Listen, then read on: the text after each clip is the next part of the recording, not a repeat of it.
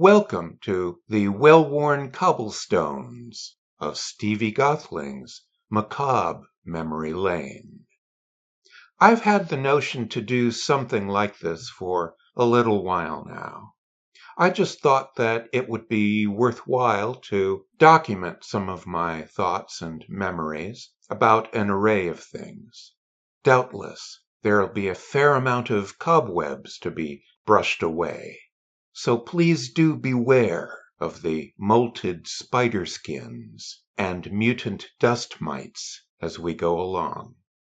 Whether or not these intentions will make for a captivating podcast experience, well, I'll leave that conclusion to all of you out there. Nonetheless, welcome to all of you tuning in, and you certainly do have my heartfelt thanks. I would also like very much to thank my friend, renowned actor, cabaret performer, and entrancing raconteur, Michael McQuary, for generously contributing 2 of his own personal tales to this premiere episode.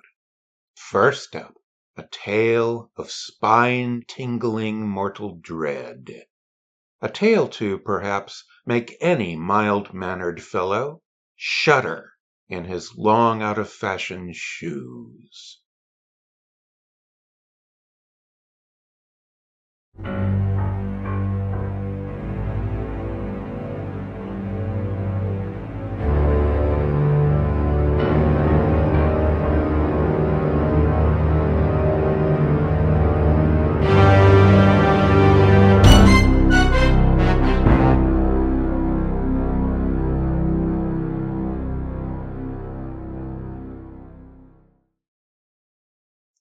And now for this podcast's maiden voyage in the sharing of my mist-laden memories. I've decided to share some selected recollections of my chance interactions with Nebula Award-winning author Harlan Ellison. And no, this won't be a down-and-dirty tell-all, at least regarding him, because Harlan was always very kind to me. Mostly. Despite his well-earned reputation for being somewhat difficult. In any case, our tale begins during the late 1970s, when my friend Mark Shepard asked if I could do him a little favor. It seemed that he had some previously arranged plans for the specific evening when Harlan was scheduled to make an appearance and give a lecture at a college campus located in the San Fernando Valley. Of course, yes, I lived my first 29 years in Southern California, and that's where all of this took place. So, Mark asked if I might be willing to attend the event, and while I was there, he asked if I might unobtrusively nab some photos of Harlan as he delivered his talk. Rather hesitantly, I agreed, since I was the perennial people-pleaser in our little cadre of artistically diverse friends. But in the back of my mind, I was more than slightly unnerved by the prospect. Apart from being a famous writer of short story anthologies, magazine articles, and numerous acclaimed episodic television shows, Harlan Ellison had a daunting reputation, not to be ignored or trifled with. Sure enough, he had been a hero of mine since my formative years in the mid to late 1960s. However, he was also widely known for being a force of nature unto himself. He was a man of undeniable creative brilliance, possessed of an exceedingly short fuse, and he was fully capable of becoming a fierce dust devil who notoriously cut people to ribbons with mere words. The timeline isn't quite right, but even so, I might have felt like queuing up Tina Turner singing the movie theme for Mad Max Beyond Thunderdome. Days later, at the appointed time and place, I arrived on campus with my then friend David, who I had asked to do the driving to the far-flung location. We wasted no time at all in entering the expansive venue for the lecture, a massive auditorium space, which was more like a cavernous hotel ballroom filled with scads of neatly positioned folding chairs. "Step right up, folks, and get your seats while they last." And we surely did that. But for the most part, the place was already packed, and everyone was engaged in hundreds of isolated conversations and exchanges. The hive was abuzz with lively chatter. That is until the moment when Harlan stepped out onto the area adjacent to the speaker's stand. Whoops and applause erupted amongst the crowd, as several people he had been speaking with fell away from him and took their reserved seats in the audience. Ultimately, he made it to the podium, greeted the assembled crowd, then cut directly to the chase, where it involved me. He said he didn't want anyone snapping photographs during his talk. So, if anybody had their hearts set on taking pictures, do it now. Then we would, all of us, be done with it. Well, I wasn't expecting this. Silly me. But I quickly aimed my long lens toward the staging area, where he posed next to the lectern, and I snapped as many pictures as I could before he finally said, "Okay, enough. Enough of that already." In retrospect, this certainly freed me up to sit back and enjoy the lecture. I mean, even if I hadn't succeeded in capturing or harpooning the Moby Dick of quintessential photographs of Ellison, that could scarcely be helped, given his admonition about no further snapshots from the peanut gallery. Therefore, Mark would simply have to accept what I delivered to him in terms of photos, and I could relax and finally get to witness all that Harlan planned to present. But the best laid plans of mice and men, well, you know how that saying goes. To begin with, Harlan shared some thoughts on the job of writing, and how it was, as he always regarded it, akin to manual labor. This was chiefly because he would regularly hunch himself over that ingenious confluence of metallic parts, the typewriter, an old-fashioned one, whether it be a Remington or an Olympius, and doggedly pounded the keys to transfer a steady stream of thoughts to paper, often for untold hours at a stretch, typically with an imposed publisher or studio deadline looming in the near distance. Harlan clearly put a lot of effort into the prose he produced. No wonder he typically had very little patience with the idea of anybody changing his words. Whenever a producer or studio executive would float the idea of altering whatever he delivered to them, I always liked his response, which went along the lines of, "Where were you when the page was blank?" And for those who might not know who Harlan was, I'll offer this. After all, he would frequently hurry to remind his listeners of the many jobs he had held down in his youth, including that of an itinerant farm worker, a tuna fisherman, a short order cook, a cab driver. As he was at least once heard to say, "The Lord loves a working man." Legend has it that, as a young boy, he ran away from home to join the circus, and when he was only 15 years old, he was employed in North Carolina to drive a truck filled with explosives. But enough deep background. Back we go to my view from the catbird's seat. Meanwhile, I sat there, happily taking it all in. When Harlan spoke, he had a gift of making it fascinating, immediate, humorous, and completely enthralling. I was excitedly taking it all in, and rode in the well-crafted slipstream of his contemporaneous thoughts and observations. And after a while, following a proposed Q&A, it was teased that Harlan would end the presentation with the reading of a new short story. What could have been better? Okay, I don't want to come off like I'm overselling this thing, but I was really digging it, as you can probably tell. But then, that's just about the moment when my friend leaned over and said to me, without any forewarning at all, "Okay, let's leave." I was aghast.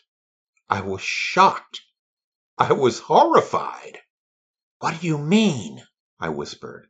"We can't leave now." To which he replied, "No, we really have to go. Come on, let's get up now and go." I was gobsmacked. I was dumbfounded. I was still in a baffled state of complete disbelief, although I could tell David was dead serious. He was determined that we depart, and that we should do so without any undue delay. By this point, I think I tried to stall. I was successful for a few minutes. I think it was trying to very quietly reorganize the things in my camera case so that I could be mobile. But the moment finally came. By that point, Harlan was wrapping up the answering of a few audience questions and was poised to start reading his short story. I don't want to come off as a whiner, but I really wanted to hear that story. I mean, my friend Mark had loaned me Harlan's record, Harlan Ellison Reads Harlan Ellison, where he read Repent, Harlequin, said the TikTok man. It was bloody brilliant. It was wonderful. He read his material so well, and I just wanted to hear him read the story. But I had made the critical mistake of riding with David freaking Killjoy, and I literally had no other way to get back home. I had known David since we had met in the second grade at Major Lynn Moakler Elementary School in 1962. And to be honest, I could never forgive him for making me miss the latter part of Harlan's event, much less never forgive him for what followed for us both. We slowly rose from our seats, while everybody else remained in theirs. We were, you could say, impossible to miss, as we stepped out into the aisle and moved toward the open space next to where Harlan stood, then performed what I've thought of ever since as the walk of shame. I mean, I felt like we were two slimeball white-collar criminals, conspicuously handcuffed, being dishonorably perp-walked in front of an ogling crowd and a cluster of media cameras. Even worse, this was the late 1970s, and I was wearing my beloved jet black Elton John Funeral for a Friend wedgies. I was 5'11" in my stocking feet, and I towered in them with their 5-inch heels. But I tried nonetheless to tiptoe toward the tortuously distant exit. Clomp, clomp, clomp, clomp. We both stood out like sore thumbs. Everyone's eyes were on us as we moved. And that which I dreaded the most, the knowledge that Harlan's eyes were most certainly fixed upon us. My gaze faced forward, never looking behind me. We were almost halfway to the door leading to the outer corridor, when everyone heard Harlan loudly exclaim, "Hey! Hey, you guys! You're leaving now? Really? But you're gonna miss the best part of all! We're gonna talk about Star Trek!" Everybody absolutely howled with laughter. I clenched my jaw and closed my eyes in unbridled humiliation. And that next instant, in the crushingly slowed down motion of time, we both disappeared out that door. As soon as we were out of their sight and stepped briskly down the corridor to exit the building, I heard David say, with his usual false bravado, "Yeah, I almost said something back to him," as though he really would have, or as if he wouldn't have just placed a bigger target on himself, and by extension on me as well. I was not in a casually conversive state. I was embarrassed, and I was pissed off. That made for a very quiet drive back home. And silly me, I thought my brush with Ellison would be my first and my last. But the fates had something else in store.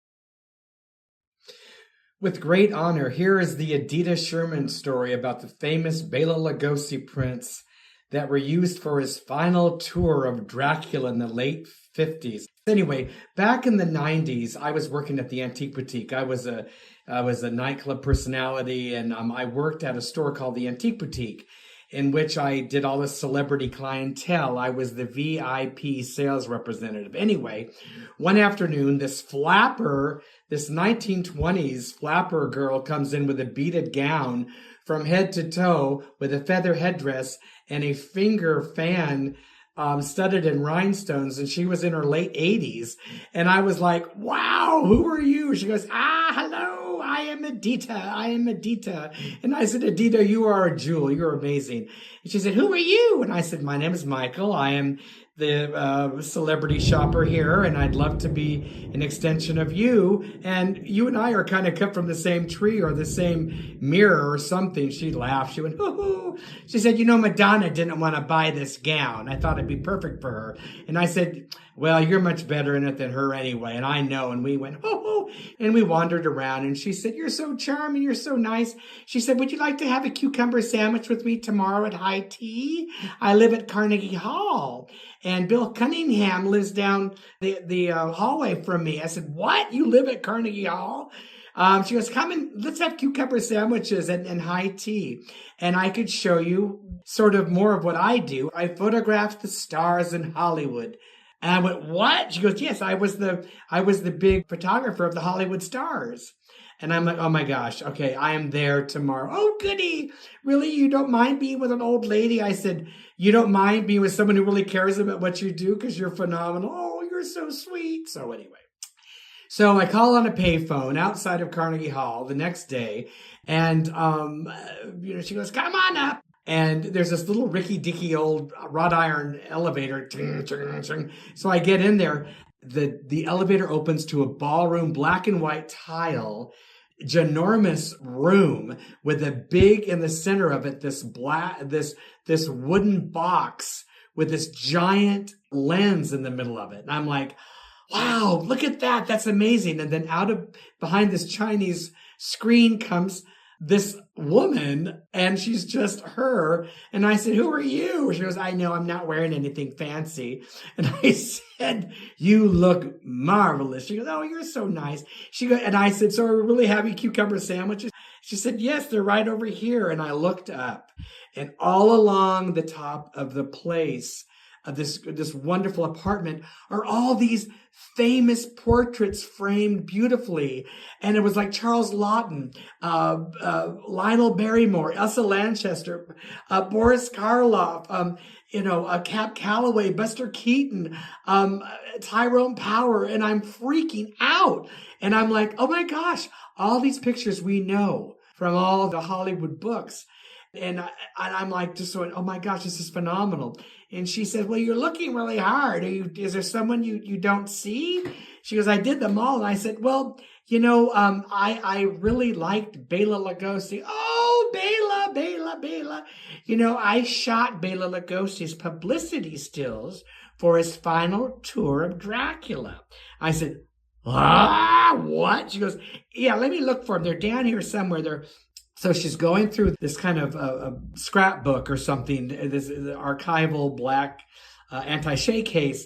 And there it is, the profile shot of Lugosi, older, that everyone loves. And she took the shot. I said, Editta. She's like, Michael. I said, this is phenomenal. You took this picture? Yes, I did. I took them. I did all the stars. I said, well, of course you did. Look, it's all amazing. She said, let me tell you about this photo shoot. I said, please do. She said, well, Mr. Lugosi, he came in here with his coat in the crook of his arm and his umbrella, and he bowed because he was very tall. And he came in here and he's very charming. He said, good afternoon, my dear. And I'm like freaking out. He said, of course. I said, of course he did. And he said, now I have to get on my makeup. And she's like, okay, do. And I said, Editta, where are those shots? And she said, I know, damn it, I should have got that. I didn't think about it. Anyway, Mr. Lugosi was very serious, very concentrated. He put on his makeup like he was going to church or something. It was phenomenal. And then he crouched down. in between these two little end tables, and he posed. He kept on posing. I snapped the pictures. And he was so concentrated, and it was so incredible. I'm like going, wow. She goes, oh, it was very wow. And he was really, really charming. And let me tell you, Michael, back in those days, the publicist for the stars would come and get their prints for their clients. But Mr. Lugosi came himself to get his own prints. That tells you a lot about him. I said, it tells me that he really cared. She said, exactly. And so that is just, to me, everything. And he came and got his own photos of himself. And I said, well, so how did it all end? She goes, oh, it was very, very, very interesting, because we went out afterwards and I walked him out, and everyone said, oh, Mr. Lugosi, Dracula. He was very kind to everyone. And it was just charming. Then he bows and turns, crosses the street, and said, good day, my dear. And it was like, I said, so great. Anyway, Stephen, I hope you enjoyed this. It was fun reliving it all over again. Congratulations on your new work here. Thank you for me being a curtain into this whole new adventure that you're doing, and I hope you enjoyed the Editta Sherman photo. I only know the story, the pictorial audio of those famous prints of Bela Lugosi. Ciao! Ha ha!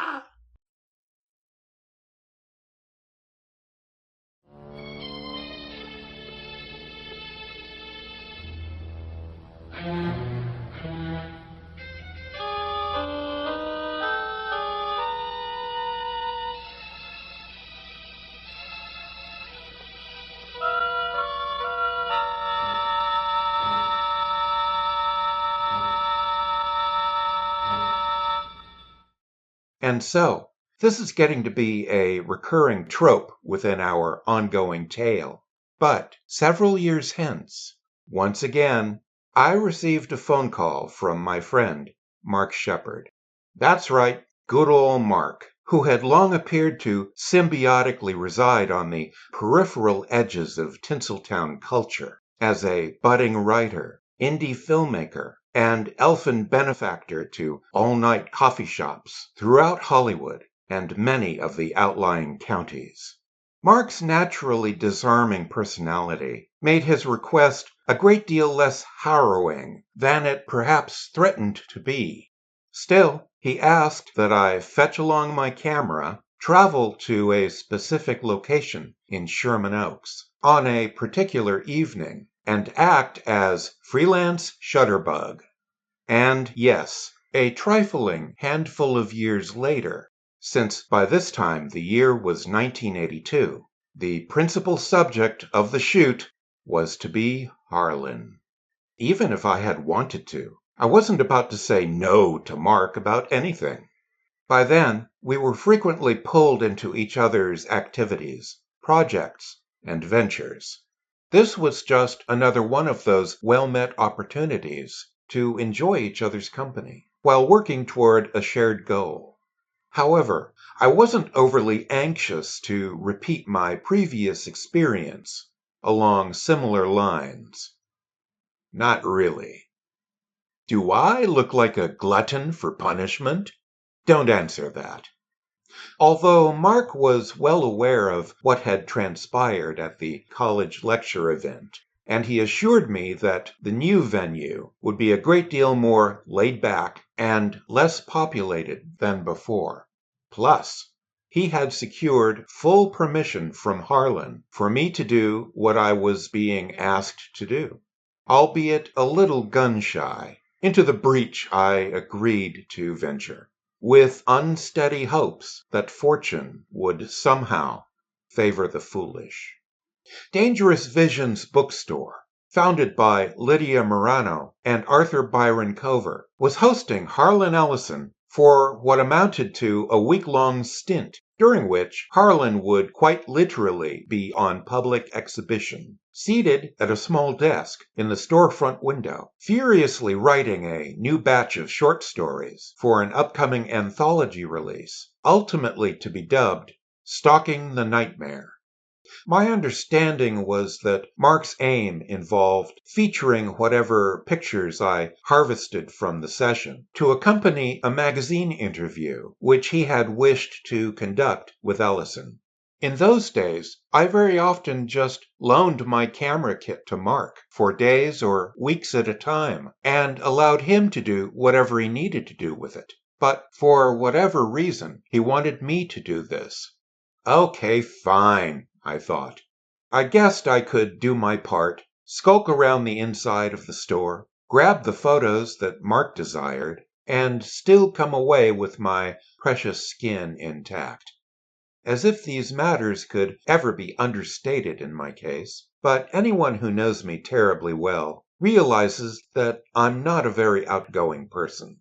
Never was, really. I'm an introvert who sometimes pretends to be an extrovert. Then afterwards, I run back into the shadows to quietly recover.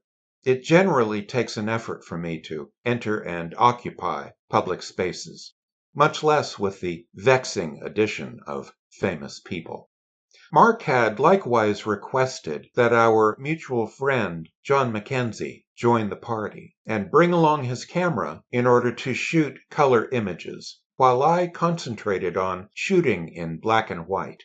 Without question, I was more than pleased to have John come along, since I was thankful to have the moral support. And hey, why walk so willingly into the lion's den when you can drag someone else in there with you?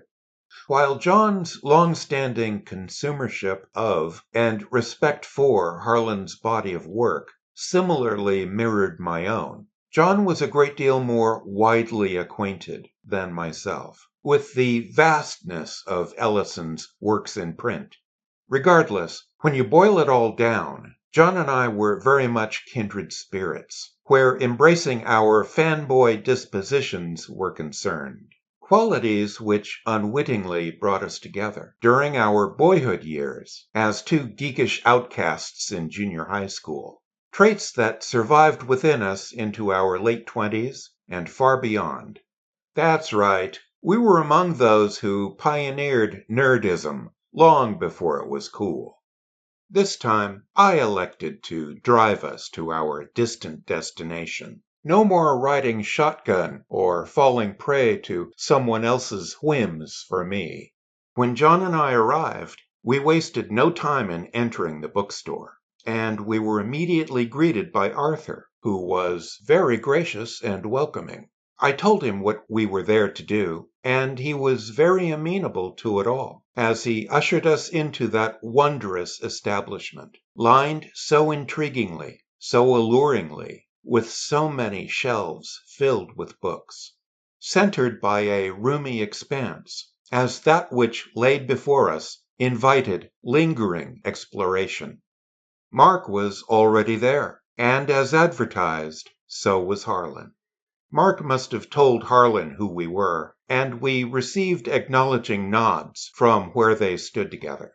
Harlan began to saunter on back to his writing setup on the interior side of the shop's front window, at which point John and I gravitated over to Mark, who provided both of us with fresh rolls of 35mm film for the task at hand. And so, we were off to the races.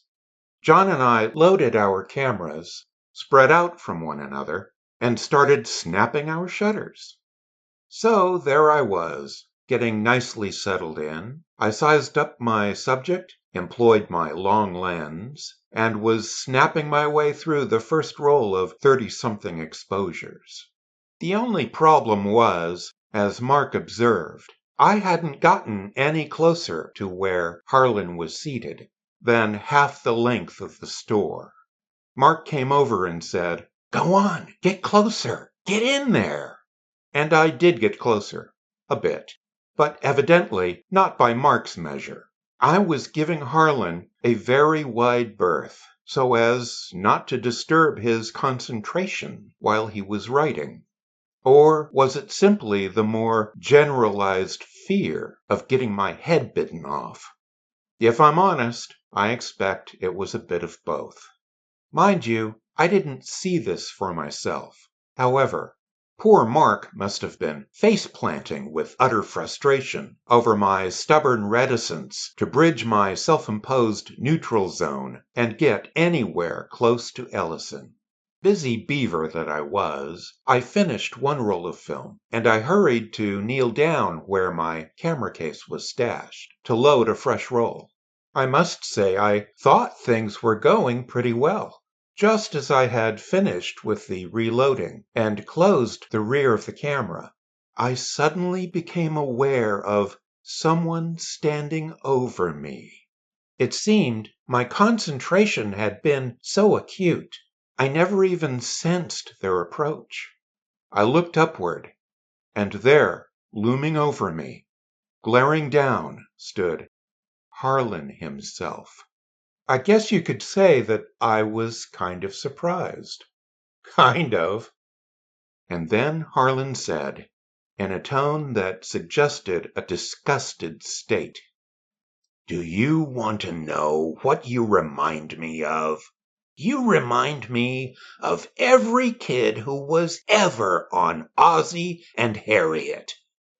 If anyone else had said that to me, I might have been offended. I mean, like the kid in Almost Famous, I was never going to be cool. But by the same token, when I was growing up, there were few things that were more desperately uncool as Ozzie and Harriet. But when Harlan said that, I don't know. It was a whole different matter. What do you say to an obscure reference to a bore me out of my skull sitcom with canned laughter from the 1950s and 60s? He could have killed me right there, but he didn't. I took it as though he wanted to say something to break the ice, and it worked. I think I must have cracked half a smile, dared to reply, "Oh yeah? Just for that, I get a close-up." And I swung my camera around to snap an image of him looking down into the lens. After that, we were cool with each other. I didn't even think of this until later, but my guess is that Mark had to have gone over to Harlan and pleaded with him to do something to put me at ease before I foolishly wasted all of his film with grainy long lens shots. For sure, that had to have been what happened. What followed thereafter, over the 2 or 3 evenings that we attended the bookstore festivities, were a series of amazing and wonderful little vignettes, where all of us had our memorable moments with Harlan, whenever he wasn't busily writing. In between stints at his typewriter, he would roam the expanse of the store and be inquisitive of what people were looking at or reading, and he'd offer his thoughts before moving along to somewhere else. I've got to say, though, the thing that surprised and delighted me the most was what fast friends John and Harlan were becoming. A temporary bond, further bolstered by the curious fact that both of them, with arms thrown around each other's shoulders, fell effortlessly into singing the obscure old-timey lyrics to Elmer's tune, while the vintage music Harlan had selected played in the background, both of them seeming, for all the world, like twin souls out of a previous time. In addition, Harlan made it known that any customer who purchased a certain dollar amount in books throughout the week, they would become eligible to contribute a story idea, which would then be integrated into one of his new short stories. John took full advantage of this rare opportunity, then offered up a story concept which, at first impression, made me suspect that he was referring to He and I, and the evolving ebb and flow of our relationship over the years. The finished short story itself, entitled The Hour That Stretches, involved a fantasy broadcast of a once popular radio talk show known to its many listeners as Hour 25. During the course of the show, random callers to the station's switchboard proposed an array of ideas for Ellison to miraculously weave into something useful, achieving greater or lesser levels of success, depending on the soundness of the concept submitted. The published excerpt relating to John reads as follows. John McKenzie offered the vaguest idea of the evening. Two friends who grow apart, who change, yet remain the same, and come back together over the period 1970 to 1980. As keepsakes go, I'm always quick to remember that it was John who captured a candid snapshot of myself and Harlan during one of those times when Ellison was taking a break from writing and knocking around the store. Yeah, he snuck up on me yet again, while I was seated all by myself, reading an interview in Starlog magazine with Robert Culp, of whom I've always been a huge fan. Suddenly, there was Harlan, leaning over my shoulder to see what I was gazing at. He saw who the article was about, then gleefully squealed, "Hey, Bobby!" Of course, they were long-standing friends, Ellison and Culp. Harlan had written the classic episode of The Outer Limits, Demon with a Glass Hand, specifically for Culp to star in 1964. Harlan also pointed out the exact paragraph in that article where he and his demon script were mentioned, to which I'm seen saying, "Aha!" I further volunteered that I had always been an admirer of that episode, and it was one of the earliest occasions when I had taken note of Mr. Culp's work as an actor, to which he seemed to mimic my "Aha!" then wandered back in the direction of his typewriter. Too much of a fanboy reply, I wondered to myself. The final night of the week, I arrived with John and some others in our friends' circle, with a couple of gifties to bestow. I just wanted to show my appreciation for the great times, getting to hang out and all. I gave Arthur and Lydia a black and white litho print of an ink work I had done, based on Ridley Scott's Alien, with Sigourney Weaver's Ripley wearing her space helmet and H.R. Giger's brilliant xenomorph creation reflected in the transparent face shield. I think it was about the only time when I got to speak with Lydia. She seemed very pleased with the art and said that she would definitely be hanging it up. She also speculated that in a possible movie sequel, the alien would arrive on Earth inside the cat, Jonesy. I think I remember a couple people back then making that guess. Then I gave Harlan a black and white litho print of an ink work I had done years previously, based on his story, Repent, Harlequin, said the TikTok man. He was very happy with it, which pleased me to no end, seeing his eyes light up like that. I think he said something like, "You did this?" He also said that he had seen the alien art I had given to the store and commented favorably. Anyway, he said that the TikTok man piece would be going directly into his print bin at home. Pretty cool. Two things I neglected to mention to him about that piece. One, the guy being accosted by the TikTok man isn't Harlan, as many people used to think. It's actually Mark Shepard. Two, I very loosely based the TikTok man's facial features on legendary Hammer horror actor Peter Cushing. And here's the kicker. Even though I honestly wasn't looking for anything in return, before I left for home that evening, Harlan put me in touch with a magazine editor with his personal recommendation for a job providing illustrations. I suspect that Harlan could somehow sense that I wasn't actively looking to get anything from him, which is why he wound up giving me something like that in return. That was always one of Harlan's best defining qualities. He always went out of his way to support other people in the arts.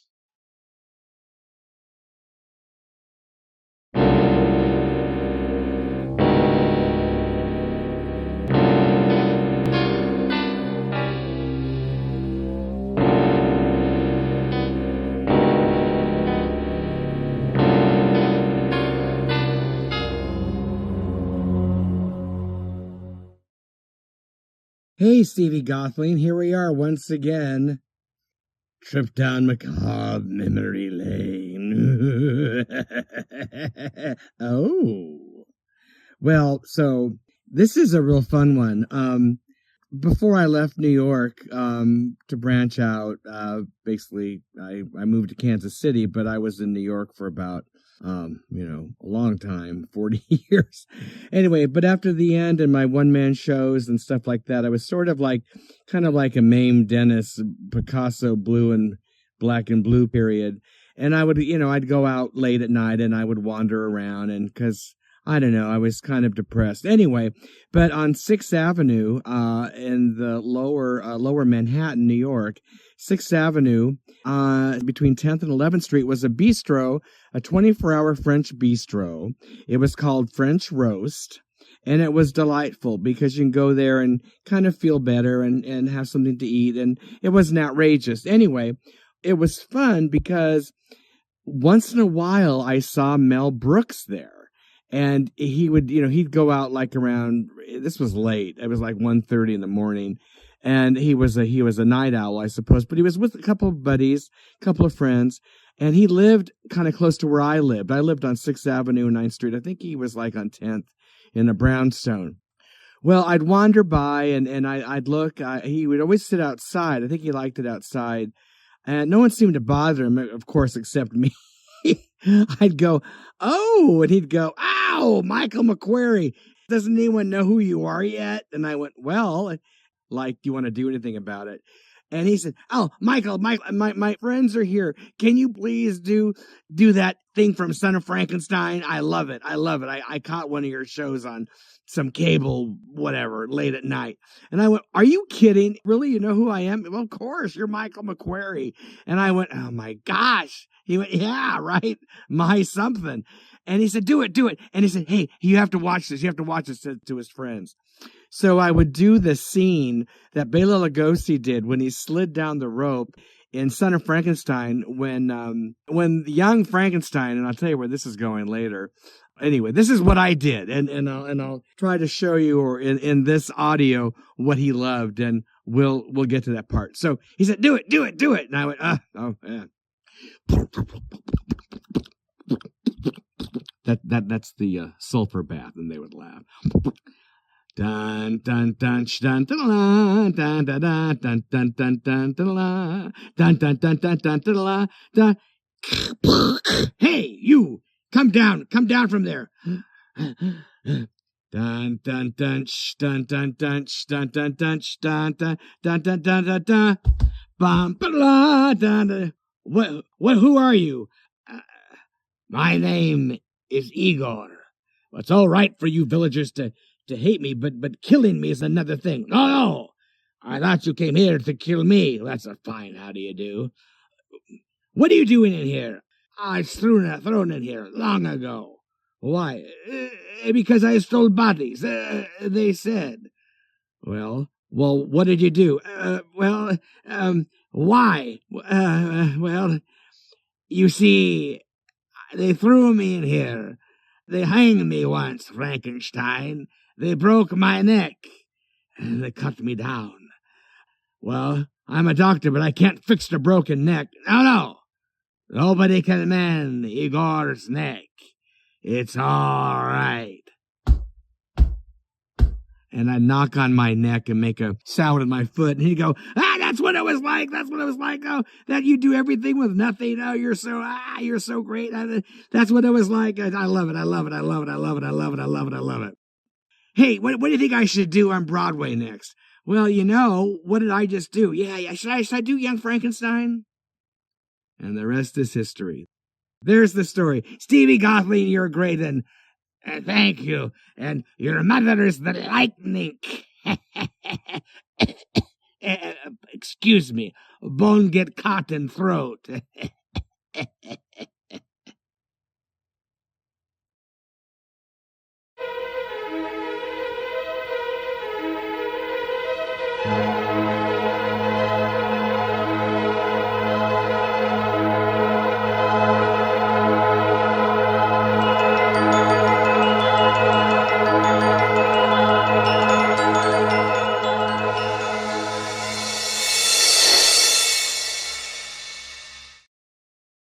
As a brief epilogue to this epic blast from the past, I'd like to share this. Over time, John took the opportunity to compose a couple of letters as tongue-in-cheek rebuttals to certain public statements made over time by Ellison. The first was on the occasion of Harlan's infamous trash-talking of the original Star Wars movie. And as something of a delightful surprise, our 25 host, Mike Hodel, decided to read John's letter on the air one auspicious Friday evening, offered up as a random fan tossing his 2 cents into the matter. It's safe to say that Harlan's opinion is pretty widely known. John's reply centered largely on how it was no particular sin for science fiction in film to simply be fun, to be a thrilling roller coaster ride, to be a rousing bit of escapist cotton candy for the dyed-in-the-wool fan community and for the wider audience as well. While I dearly wish that I had a copy of John's letter to share here, or an audio tape of Mike Hodel reading it that summer of 1977, which at one time did exist in our personal archives, so much has regrettably been lost in the passage of time.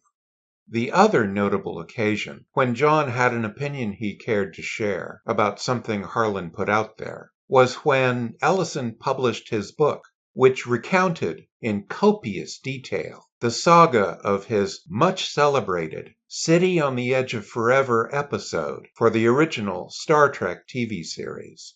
And as it happens, I did happen to unearth what amounts to a short excerpt of that letter by John to share here. As John wrote, "As for your essay, well, I've never been a member of the cult of the big bird, and I understand your anger, but geez Louise! Okay, drain your vitriol, but couldn't you have broken it up with some spite, outrage, righteous indignation? And did you have to state nearly everything thrice? I got the point already. 1. Roddenberry was a liar and a thief. 2. You've been putting up with this for 30 years. 3. The script was not thousands upon thousands upon thousands of dollars over budget. 4. Scotty never sold drugs. 5. A Hugo, not a nebula. 6. The Lord loves a working man. 7. Don't trust Whitey." What poor Whitey from the Bowery Boys has to do with any of this, I guess I'll never know. So yeah, John mailed his unabridged thoughts to Harlan by somewhat roundabout means. Harlan eventually received it and absolutely loved it, as evidenced by this message left on John's answering machine. The only trouble with the letter, McKenzie, is that you didn't date it. It's a terrific letter, and I want to put it in my file, but it's got no fucking date on it, McKenzie. How am I supposed to know when it was written? I mean, I can't even make out the postmark. I went all the way to Clarkston, Georgia, and came back to me. I am at a loss. Give me a call. It's the same area code, so you won't have any trouble. 271. I mean, I'm up the road from you. I'll be in all day. I'll wait to hear from you. Stay well, McKenzie. Stay out of trouble. And stop catching.